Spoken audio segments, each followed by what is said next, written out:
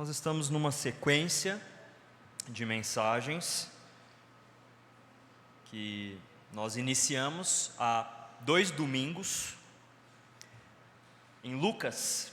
Nós vamos dar sequência nesta noite, partindo para Lucas capítulo 22. Lucas capítulo 22, a partir do verso 1. E nós vamos até o verso 30. Lucas 22, de 1 a 30. Diz assim a palavra do Senhor. Eu estou na Almeida Revista e Atualizada. Ara. Estava próxima a festa dos pães asmos, chamada Páscoa. Preocupavam-se os principais sacerdotes e escribas em como tirar a vida de Jesus, porque temiam o povo. Ora, Satanás entrou em Judas, chamado Iscariotes, que era um dos 12.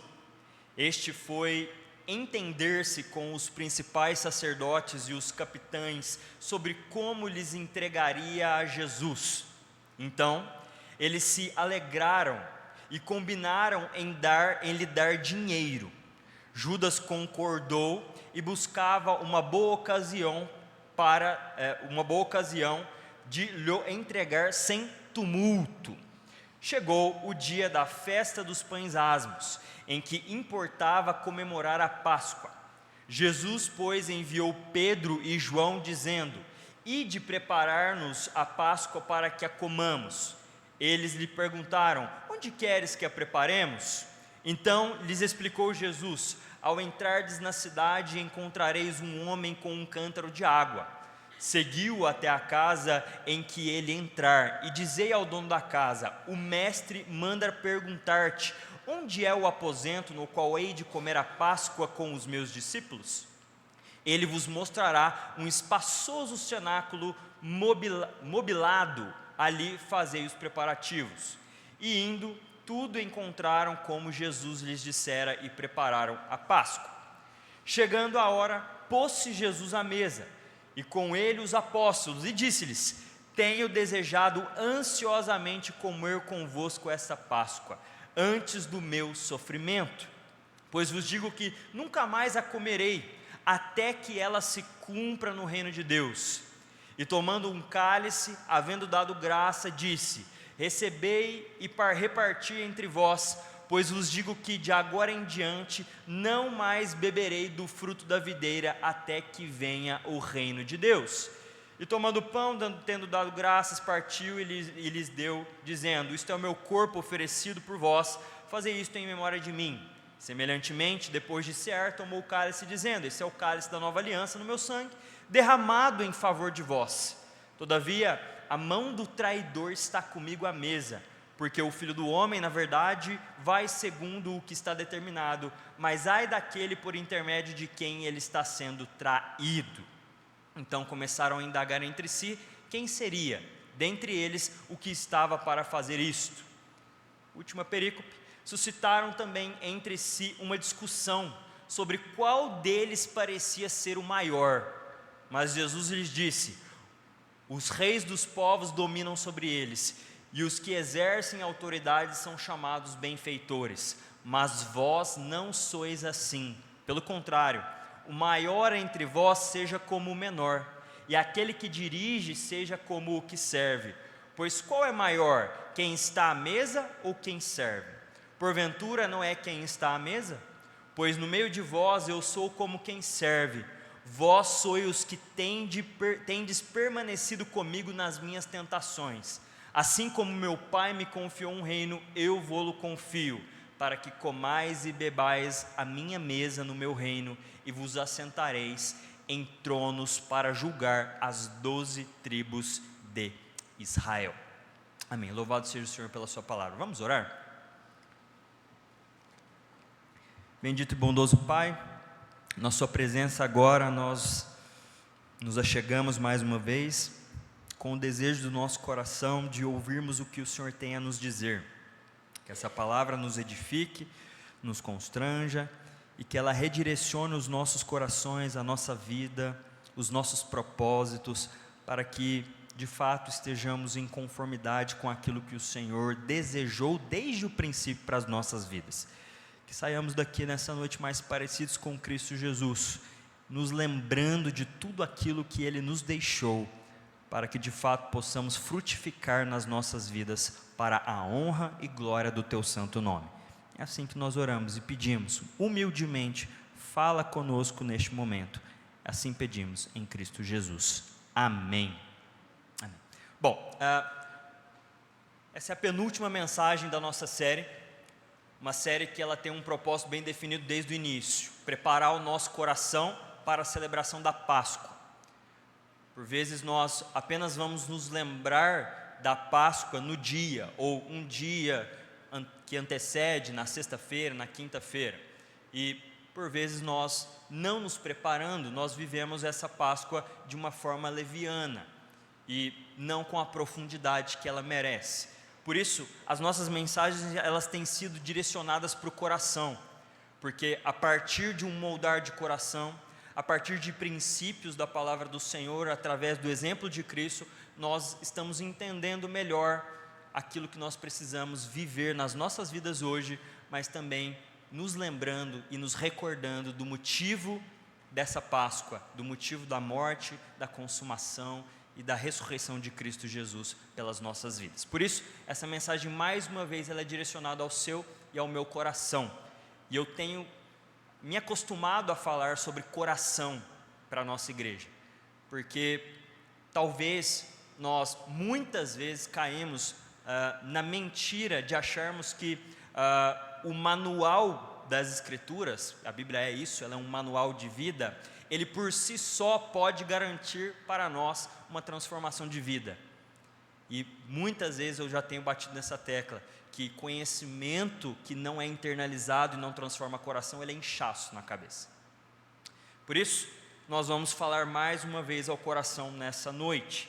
E eu queria trazer uma verdade dentro do contexto da psicologia, dentro do contexto da história e dentro do contexto das Escrituras a respeito de mim e a respeito de você. Em diferentes áreas do conhecimento, foi-se percebido, cada uma da sua forma, sobre a experiência do homem, sobre a experiência, a natureza do homem, que em momentos de pressão, o homem é levado a ter uma revelação acerca de si próprio. Momentos de pressão têm um poder especial de revelação. A psicologia observa que em tempos de tensão, ameaça ou custo elevado, as pessoas têm mais dificuldade de sustentar imagens idealizadas de si mesmas. Em dias comuns, conseguimos administrar melhor as nossas reações, controlar nossas respostas e preservar certas aparências diante da sociedade. Mas quando a pressão aumenta, aquilo que nos governa por dentro tende a aparecer com mais clareza. Isso é um movimento bem aceito dentro de grandes estudiosos psicólogos da sociedade. Mas a história humana também confirma isso. Confirma que em períodos de crise, perseguição, guerra ou colapsos, não raramente vemos pessoas aparentemente sólidas se mostrarem frágeis e pessoas discretas revelarem coragem inesperada. E talvez você tenha alguns exemplos aí na sua cabeça, em mente. É como se horas decisivas, nessas horas da história, não apenas esses contextos, essas pressões alterassem os acontecimentos, mas também lançassem luz sobre o interior do ser humano. E dentro da teologia nós também partilhamos dessa verdade. A Escritura mostra mais uma vez que a provação não é apenas um tempo de sofrimento, é também um tempo de revelação. Em Deuteronômio 8:2, Moisés diz que Deus conduziu Israel pelo deserto, não somente para humilhá-lo ou para prová-lo, mas também para mostrar o que estava em seu coração. Momento de pressão, deserto. Em 2 Crônicas 32:31, algo semelhante vai ser trabalhado e dito a respeito do profeta Ezequias. A lógica bíblica, ela é dinâmica e profunda a respeito da experiência humana. Existem circunstâncias em que Deus permite que a vida nos aperte, esse é o melhor termo que nós temos, não apenas para nos conduzir, mas também para trazer luz àquilo que em tempos comuns e em tempos de tranquilidade permanecem menos visíveis a nós mesmos. Por vezes, a provação dentro das Escrituras, ela teve a serventia, a utilidade de mostrar para o homem o que estava no seu próprio coração. E é assim na sua vida, e é assim na minha vida. Isso não significa que a crise crie um novo coração. Muitas vezes ela apenas revela com mais nitidez o que já estava sendo a bússola orientadora no silêncio do nosso coração. E é exatamente esse tipo de ambiente que a gente encontra em Lucas 22. Você lembra que nós começamos em Lucas 19, Jesus montado no jumentinho entrando em Jerusalém. 20 e 21, a tensão no contexto dos fariseus, do sistema religioso. Uma tensão que começou a aumentar. A gente está tentando entender por que Jesus foi morto e condenado. 20 e 21 vai nos contar. Jesus começa um conflito extremo, e esse conflito começa a surgir e ficar cada vez mais decisivo no contexto das Escrituras. Os líderes religiosos mostram que a sua oposição a Jesus era muito mais profunda do que um simples desacordo. E a gente vai perceber que Judas revela que a sua proximidade externa com Cristo não correspondia a uma entrega real de coração. Ou seja, se Jesus começa a ter um problema com líderes religiosos que estavam tentando pegá-lo, agora ele começa a ter um problema dentro de casa, se assim a gente pode dizer, dentro dos seus, dentro do seu contexto. Pense bem, se já é difícil por vezes resistir a oposições de fora da nossa casa, imagina de um filho seu, de um amigo próximo, de um irmão. É exatamente isso que Jesus está experimentando. Os discípulos, mesmo amando ao Senhor, expõem o quanto ainda eram frágeis, confusos e dependentes da graça. A pressão em cima daquele contexto sobre Jesus era intensa. Jesus estava enfrentando não somente um movimento natural de perseguição daqueles que não criam, mas ele estava enfrentando a fragilidade de discípulos que estavam sob um momento de pressão. E eles estavam revelando o que estava dentro do coração deles desde o começo: fragilidade, incredulidade, insegurança a respeito de quem Cristo era. E a gente vai ver o que acontece com Pedro, com Judas Iscariotes, no momento de pressão. E essa não é toda a cena. Lucas 22 não é apenas o capítulo em que o coração humano se torna mais legível, é também o capítulo em que a beleza moral de Jesus se torna ainda mais visível. E esse é o grande contraste do capítulo 22 de Lucas. A fragilidade humana em meio à pressão e a beleza moral de um Cristo que foi ao encontro dessa pressão, conhecia essa pressão e estava disposto a passar por ela. À medida que Lucas nos conduz por essa hora decisiva, 3 movimentos se tornam claros, e aqui é para quem gosta de anotar. Já vou dar os 3, no início da mensagem a gente vai caminhar sobre eles. Primeiro, a sombra da cruz, a profundidade do problema humano é revelado. Nós estamos falando de pressão, e essa pressão, ela se aproxima porque a sombra da cruz já estava aparecendo, a cruz estava chegando. Em segundo lugar, a sombra da cruz. Nessa sombra, Jesus interpreta redentoramente a pressão da sua morte. Em terceiro lugar, a sombra da cruz, o discipulado é redefinido pela graça de Cristo, tá? Então nós caminhamos aqui para o primeiro movimento, a sombra da cruz. A profundidade do problema humano é revelada, e você pode deixar sua Bíblia aberta em Lucas 22, de 1 a 6. O texto começa assim: estava próxima a festa dos pães asmos, chamada Páscoa. Os principais sacerdotes e escribas procuravam como tirar a vida de Jesus, porque temiam o povo. Então Lucas começa com essa informação do calendário, e essa informação não é apenas cronológica, mas ela é essencial para nós. A Páscoa era o grande memorial, e você sabe disso, da redenção de Israel. Ela remetia a Êxodo capítulo 12, onde o cordeiro era morto, o sangue nos umbrais, a libertação da escravidão egípcia e o início de uma nova história para o povo de Deus. A festa dos pães asmos seguia a Páscoa, e no tempo de Jesus, ambas eram frequentemente tratadas como o único grande período festivo do contexto de Israel. Jerusalém ficava cheia de gente, povoada, a cidade fervilhava, o ambiente era religioso e intenso e politicamente sensível. A memória da libertação passada daquele povo trazia e reacendia uma expectativa da libertação presente e futura. Era isso que era a Páscoa, essa era a festa dos pães asmos. Por isso, já disse o teólogo com razão, e essa frase ela não é de uma autoria, mas de várias, que a Páscoa era a alegria dos judeus e o terror dos romanos. Por quê? Porque era uma celebração que lembrava da libertação daquele povo, mas que reacendia a esperança de que o Messias viria e de que haveria uma nova libertação, haveria uma nova exultação daquele povo. E o povo romano está dentro desse contexto, e quando a Páscoa se iniciava, o povo romano temia, não gostava do propósito, do fundamento dessa Páscoa, dessa festa, naquele contexto judaico. É justamente nesse contexto que a narrativa da paixão se intensifica, e é importante que você entenda isso. Isso importa, porque Lucas quer que o leitor perceba que a morte de Jesus não acontece num momento qualquer, ela acontece na Páscoa. Ela acontece na Páscoa, e isso é muito importante. Em outras palavras, aquilo que Israel celebrava de forma figurada, Deus estava prestes a cumprir na realidade. Percebe o quanto é importante nós entendermos que Jesus morreu na Páscoa.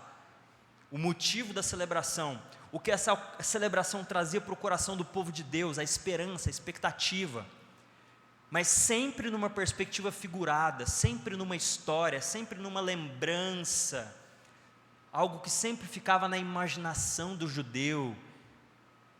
E então Jesus morre na Páscoa, e a gente vai perceber o desdobramento disso. A antiga Páscoa apontava para uma libertação histórica, a cruz realizará uma libertação eterna, escatológica. O cordeiro no Êxodo preservava a morte temporal. Cristo, o verdadeiro cordeiro, tira o pecado do mundo. João Batista já havia dito isso: eis o cordeiro de Deus que tira o pecado do mundo. Paulo depois dirá: Cristo, nosso cordeiro pascal, foi imolado. Então, antes mesmo de olharmos para os personagens, Lucas já está nos dizendo: a cruz precisa ser lida à luz da celebração da Páscoa. É importante que Jesus tenha morrido nesse contexto histórico, nessa festa, nessa celebração. Mas nesse ambiente de promessa de redenção, Lucas expõe um contraste. Os principais sacerdotes e escribas procuravam matar Jesus. Percebe a ironia disso tudo que Lucas está mostrando? Lucas está dizendo: olha, existe uma celebração única, é um feriado só para o povo de Israel, uma celebração importantíssima, e essa celebração ela tem um propósito, ela tem um fundamento e ela tem uma base. A base é a Escritura, a base é Deuteronômio, a base é a história de Israel, e essa história aponta para uma expectativa, para uma esperança de um povo que estava cansado de sofrer, que estava cansado de ser castigado e que estava cansado de ser condenado pelos seus pecados, corrigido por Deus historicamente. Então, Deus envia o Messias, Jesus Cristo, no contexto da Páscoa. E quem é que o persegue? Aqueles que mais conheciam a respeito da história de Israel, aqueles que mais se intitulavam religiosos, aqueles que mais valorizavam a Páscoa. Nesse contexto, a primeira oposição é de quem estava dentro da igreja, e isso nós já estamos mostrando ao longo de várias mensagens dentro do contexto de Lucas. Isso revela algo muito sério. O problema humano não é mera falta de informação teológica ou religiosa. O problema humano é um pouco mais sério e profundo do que isso. O nosso coração pode estar cercado de símbolos de santidade e ainda assim resistir ao Deus que é santo. Ao Deus que é santo. Não é preciso dizer que esses homens conheciam a lei, conheciam o templo, conheciam o sistema sacrificial, mas não reconheceram o Cordeiro para o qual tudo isso que eles criam apontava. Tudo isso que eles criam apontava. Isso é interessante, porque eu estou batendo nessa tecla já tem um tempo. Talvez você esteja até assim, pastor Gustavo, eu estou cansado de ouvir isso que você está falando. Que informação, que conhecimento, que a gente conheceu o contexto histórico da igreja, da história da igreja, não são suficientes para mudar o nosso coração, para nos elevar à condição de verdadeiros adoradores, para glorificarmos ao Senhor. Eu estou numa sequência de escola dominical, para aqueles que fazem parte da minha classe, falando disso. E isso é importante, porque se teologia, se conhecimento, se somente conhecimento por conhecimento, ou tempo de igreja, o tempo que você conhece as coisas, resolvesse o problema do nosso coração, quem tivesse pós-doc em teologia não pecava mais, né, reverendo Evandro? Se eu tivesse mestrado, doutorado, pós-doc, fosse para os Estados Unidos, no Calvin Theological Seminary, no Puritan Reformed Seminary, estudasse bastante, eu ia sair de lá sem problemas de pecado diante de Deus. Não é a realidade. Quantas vezes nós sabemos o que precisamos fazer, temos o conhecimento e não o fazemos, e não o vivemos, não é? Agora, pensa comigo, se alguém que conhece da Bíblia, conhece das Escrituras, conhece teologia, tem problemas para estar diante da presença da santidade de Deus e desejá-la, imagina quem não conhece de Bíblia e não conhece da palavra do Senhor. Se para quem conhece é difícil, não resolve, o problema do nosso pecado ele é mais profundo do que falta de conhecimento ou não, imagina para quem se opõe à palavra do Senhor, negligencia o conhecimento das Escrituras. Nós estamos muito mais suscetíveis e entregues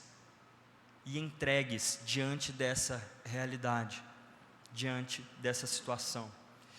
Jesus em João 5, 39 e 40 ecoa um pouco a respeito disso. Examinai as Escrituras e são elas mesmas que testificam de mim, contudo não quereis vir a mim para terdes vida. Vocês examinam as Escrituras, vocês as conhecem, mas contudo vocês não querem vir a mim para ter vida. A religião deles era real, mas como estrutura, vazia, e faltava redenção. Irmãos, a familiaridade com o sagrado não é por si só sinônimo de transformação. É possível manejar vocabulário bíblico, amar ambientes religiosos, defender tradições e ainda assim resistir ao Cristo que está no centro disso tudo. Isso é urgente para nós. Isso tem que ser um alerta para o nosso coração. No Éden, lá no jardim, nossos primeiros pais sabiam quem Deus era, sabiam qual era a sua vontade e tomaram a sua decisão a partir de como quiseram entender o significado do fruto da árvore que estava no centro do jardim. Eles já sabiam a respeito daquele fruto, o que deveriam fazer, eles conheciam a Deus, sabiam do castigo e eles tomaram a decisão por si próprios de entender como quiseram a respeito daquele fruto, a respeito daquela árvore. E o texto introduz Judas, e é um personagem importante. Satanás entrou em Judas, chamado Iscariotes, Lucas 22, 3. Há uma ação satânica em andamento. Lucas expõe isso não para aliviar Judas de culpa. Ele faz isso para mostrar que com a aproximação da cruz, com a aproximação do tetelestai, do está consumado, A hostilidade das trevas também está chegando ao seu ápice. Jesus está numa briga intensa com a oposição da igreja, com a fragilidade dos seus discípulos e com Satanás furioso. E o inimigo cada vez mais pelejando para evitar o inevitável, que Jesus Cristo consumasse a obra de Deus na cruz do Calvário. Em Lucas 4:13, ou melhor, que Jesus Cristo vencesse essa morte, né? Em Lucas 4:13, depois da tentação no deserto, lemos que o diabo se afastou de Jesus até momento oportuno, palavra das Escrituras. Agora esse momento parece chegar com intensidade. Mais adiante, no próprio capítulo, Jesus falará de a hora de vocês e o poder das trevas, em Lucas 22:53, ou seja, a paixão é também um momento de confronto, mas Judas não é um peão inocente. A narrativa deixa clara que a traição brota de um coração já desordenado. João o descreve como ladrão, Jesus o havia chamado de diabo em meio aos 12, e a queda final de Judas não nasce do nada, ela torna público o que já havia sendo cultivado no secreto, no invisível, no coração daquele homem. E como é que Judas traz Jesus? Mateus 26:15, o que vocês vão me dar para eu entregar ele para vocês? Qual era o problema do coração de Judas? Ganância.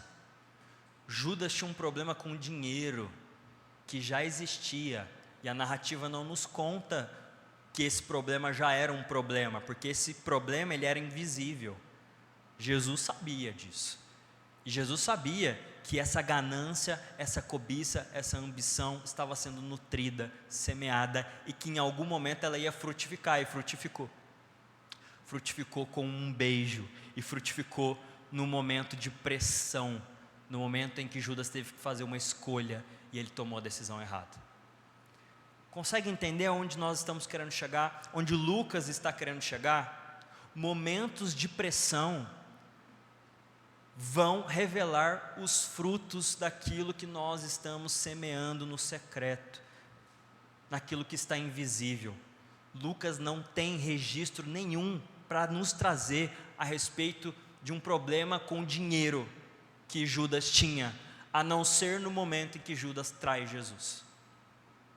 Meu irmão e minha irmã, o texto de Lucas 22 está nos dizendo que nós temos um problema, e se nós não o reconhecermos antes dele dar fruto, antes desse problema se tornar visível, quando ele se tornar visível, as consequências são muito piores, e as consequências muitas vezes nos envergonham, nos deixam chateados, as consequências às vezes perduram para o resto da nossa vida. O começo do capítulo de Lucas é um alerta: tome cuidado com o seu coração, toma cuidado com o que você está nutrindo no seu dia a dia, toma cuidado com aquilo que você tem visto, tem ouvido, com os sonhos, os desejos, as cobiças. Isso tudo pode ser muito bem percebido na dinâmica natural da sua vida. Eu comecei uma aula a semana passada, retrasada, na classe de escola dominical, e eu fiz algumas perguntas. Acho que quem estava aqui só a Tatiana, o Randall estava também, a Ingrid estava também, e essas perguntas elas eram norteadoras, eram perguntas como assim: quando você está à toa, quando você está desocupado, tempo livre, para onde que a sua mente vai? Quando você não tem tarefa, quando você não tem que pensar no trabalho, para onde a sua mente vai? Onde os seus pensamentos se encontram? O que você naturalmente quer fazer? Para onde você quer ir? O que você faz? E foi uma pergunta que para alguns foi muito difícil, porque eu nunca tinha parado para pensar nisso. Mas esse tipo de pergunta que nós fazemos para nós mesmos, nós sabemos responder à medida com que o tempo passa. E aqui está uma dica, a parte do texto: faça perguntas para si mesmo. Pergunte sempre o porquê. Por que eu fiquei tão ofendido com a minha esposa por causa disso? por que isso me pegou tanto? Por que eu estou tomando esse tipo de atitude? Por que eu já fui repreendido por 2, 3, 4 vezes a respeito dessa situação e eu não melhoro? Por quê? Essas perguntas podem ser importantes para a sua vida, antes que os frutos ruins possam surgir na nossa história, na nossa vida. Mas se o versículo 1 a 6, de 1 a 6 nos levam a enxergar a profundidade do problema humano, os versículos seguintes nos conduzem ao coração rumo à esperança cristã. Nós falamos de más notícias, aqui agora nós vamos para as boas. Por isso, no segundo ponto, a sombra da cruz, a pressão da morte é abraçada por amor. Isso é importante. Lucas 22, 7 a 23, vai nos mostrar a respeito da chegada do dia dos pães asmos, e que importava celebrar a Páscoa. Jesus envia João e Pedro, prepara a refeição. Esse detalhe é preservado por Lucas, isso é interessante, é a forma como ele narra essa preparação, não é incidental. Jesus sabe onde será a sala, sabe como os discípulos a encontrarão e sabe o que acontecerá. Tudo isso mostra para mim e para você, os leitores, que existe uma verdade central na paixão de Cristo. Jesus não é apenas objeto dos acontecimentos. Jesus não é pego de surpresa por absolutamente nada, nós já falamos isso também em outras mensagens. Jesus está muito consciente do que está acontecendo.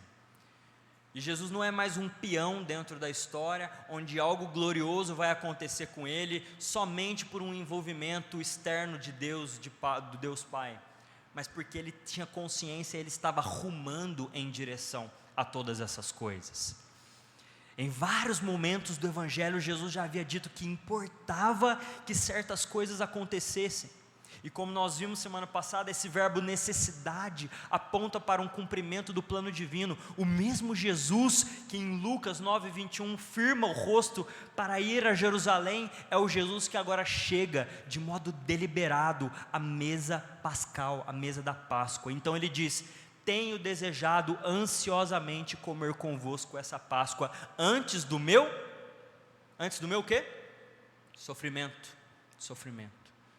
Jesus sabe do seu sofrimento, Jesus conhece esse sofrimento, sabe da traição, sabe da negação, sabe da cruz, e ainda assim seu coração está voltado para a comunhão com os seus e para o cumprimento dessa obra que ele veio realizar. Irmãos, a paixão de Cristo é uma autoentrega de Jesus, não é somente uma submissão de Jesus a Deus, não é somente isso, não era Deus que estava forçando a barra para Jesus o fazê-lo. Jesus está se entregando, é uma autoentrega. É importante que você saiba disso, porque isso foi por você, isso nos encontrou. Jesus tinha plena consciência do que estava fazendo, e ele se entrega por vontade para cumprir o propósito de um dia encontrar a sua história, redimir a sua vida e te salvar, te transportar do império das trevas e te trazer para o reino do Filho do seu amor. Jesus se entrega, ele deseja cumprir até o fim essa missão, uma missão que vem desde o início da criação. E então a Páscoa antiga começa a ser transfigurada pela presença do seu cumprimento. E aí Lucas 22:19, isto é o meu corpo oferecido por vós. Lucas mostra Jesus tomando o pão. Depois o cálice, este é o cálice da nova aliança no meu sangue derramado em favor de vós. Jesus interpreta a sua morte com categorias: substituição, ele faz por vós; sacrifício, corpo entregue, sangue derramado; aliança, nova aliança no meu sangue. E aí você pode ver tudo isso sendo predito, não vou citar tudo aqui, mas Êxodo 24, Jeremias 31, nova aliança, Isaías 53, uma autoentrega, uma entrega vicária de morte. A mesa de Jesus faz uma síntese redentora da história bíblica, e ele se apresenta como o Cordeiro Pascal, o sacrifício da nova aliança e o servo sofredor de Isaías 53. O primeiro ponto mostrou que o homem é mais desordenado do que gostaria de admitir. Agora Jesus mostra que a sua morte responde exatamente a essa necessidade. Se o problema fosse superficial, bastaria instrução moral. Se o problema fosse ignorância, bastaria ensino. Se o problema fosse mau exemplo, bastaria a reforma de comportamento, umas aulinhas de ética, de moral, lá no templo. Mas o problema é o coração. Por isso, Jesus não oferece mais só discurso, meu irmão e minha irmã. Ele oferece seu próprio corpo em favor de nós. Percebe? Se o meu e o seu problema fosse somente moral, instrução, se fosse somente problema de etiqueta, poderia fazer umas aulas de etiqueta. Se fosse somente problema de errar ou acertar o alvo, se eu treinar bastante o lançamento, uma hora eu fico bom. É assim com um jogador de futebol, por que não pode ser acerca das minhas atitudes, dos meus desejos, dos meus pensamentos? Eu preciso só de treinamento. Mas não, o nosso problema é muito maior, ele transcende isso tudo.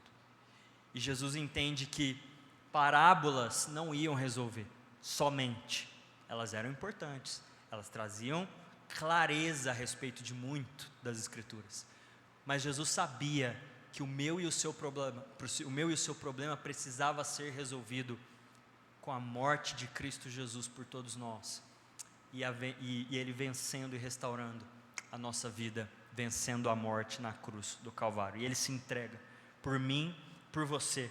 Não oferece apenas inspiração, Ele oferece o próprio sangue. Não oferece apenas direção, Ele oferece redenção. Essa é a grande ponte das más notícias para as boas notícias, como diriam os teólogos narrativos, né? A nossa história, ela é exatamente resumida nisso: más notícias e boas notícias. Mas antes eu preciso conhecer as más notícias, e nós vimos as más notícias aqui no começo da nossa mensagem. A cruz não apenas revela que somos piores do que imaginávamos, a cruz revela que Cristo é melhor do que ousávamos esperar. É isso que a cruz revela. É isso que a cruz revela. Isso muda tudo para nós como igreja. A nossa esperança não repousa na consciência do nosso coração, mas na suficiência do Cristo sacrificado. A nossa salvação não está ancorada na qualidade do meu e do seu desempenho, na UMP, na UPA, no coral, aqui nos cânticos, na pregação, em qualquer lugar, mas no corpo entregue e no sangue derramado do Filho de Deus por cada um de nós. A ceia do Senhor, então, não é um mero ritual devocional, ela é o evangelho visível, ela é a encarnação espiritual de Cristo nesses elementos, é comunhão, ação de graças e um meio de graça que aponta para as bodas do Cordeiro nas nossas vidas. E louvado seja o Senhor por isso. E em terceiro e último lugar, para caminharmos para o final da nossa mensagem, à sombra da cruz, o discipulado é redefinido pela graça de Cristo. Percebe que depois disso tudo, olha quanta coisa preciosa Lucas está mostrando, olha qual que é a didática de Jesus, mostrando que Ele vai entregar o seu corpo para resolver a problemática do coração desses homens. E qual que é o primeiro diálogo que eles têm? Eu acho assim um absurdo, mas eu penso que talvez se eu estivesse caminhando com Jesus, esse seria o meu diálogo também em algum momento, né? Mas o primeiro diálogo deles, depois de um momento profundo, onde a Páscoa ela é vislumbrada na pessoa de Jesus, onde tudo está acontecendo em conformidade com a palavra de Deus, em tudo aquilo que eles aguardavam, eles vão perguntar: quem será de nós que vai ser o maior lá no reino dos céus? Quem será que vai ser o bam lá em cima? Quem será que vai ser exaltado, vai sentar à destra de Deus? Quem é o maior de nós aqui no meio? Nós vemos discípulos numa discussão sobre qual deles seria ou pareceria ser o maior. Jesus acabou de falar de corpo entregue, e eles estão falando de posição. Jesus acabou de falar de sangue derramado e eles falam de primazia. Então nós vemos Lucas criando uma justaposição profundamente irônica nesse texto. À sombra da cruz, enquanto Jesus se dirige ao mais profundo gesto de autossacrifício e humilhação, os discípulos disputam prestígio. Prestígio. Será que talvez nós não fazemos isso nos dias de hoje? Para pensar um pouquinho. O que você tem ouvido sobre a igreja evangélica cristã no Brasil nos dias de hoje? É sempre um escândalo de arrogância, sempre um escândalo de quem estava muito grande e caiu numa situação de desprestígio. É sempre um grande prestigiado revelando frutos de um coração que estava longe da presença do Senhor. E talvez a gente olhe para essas coisas e ache que está longe da gente, né? Mas no dia a dia, talvez esse seja o nosso movimento natural. Saber da humilhação de Jesus, saber que Ele foi servo, mas a gente quer ser servido. Saber que Ele se entregou, mas eu queria um aumento no final do mês, porque isso vai mudar a minha vida. Isso de fato vai me trazer alegria perene. Eu não desconsidero, tomara que você receba um aumento, meu irmão. Uma alavancada no seu trabalho, e louvado seja Deus por isso. Mas percebe que às vezes nós caímos num diálogo e numa posição que está muito distante daquilo que Jesus traz como essencial e importante para a nossa vida, e a gente lê um texto como esse e ri dos discípulos, mas a gente às vezes devia rir da gente um pouco também, porque a gente equipara as coisas dessa terra com as coisas eternas, e a gente se esquece que a Bíblia, ela é uma moral sempre invertida, ela é uma verdade invertida. Se você quer ser o maior, que você seja o menor. A gente já falou disso em outras mensagens. A Bíblia é um grande paradoxo na nossa história, e a gente precisa se lembrar disso para continuar caminhando. Jesus responde de forma maravilhosa: os reis dos povos dominam sobre eles, e os que exercem autoridade são chamados benfeitores, mas vós não sois assim.